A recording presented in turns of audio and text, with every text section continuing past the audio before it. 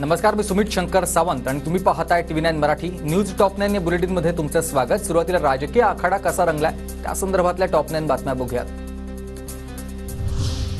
आरक्षणात मी अडथळा आणला असं शिंदे म्हणाले तर त्याच क्षणी राजीनामा देईन, राजकारणामधून संन्यास घेईन। जरांगेंना उत्तर देताना फडणवीसांनी रोखठोक भूमिका मांडली आहे।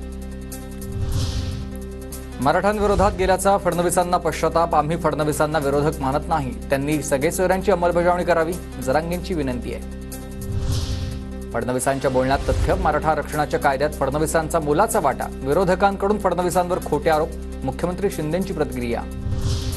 नवाब मलिकांनी केलं अजित पवारांचं स्वागत, अजितदादा आणि नवाब मलिकांचा एकाच गाडीतून प्रवास, मलिकांच्या मतदारसंघात अजित पवारांची सभा।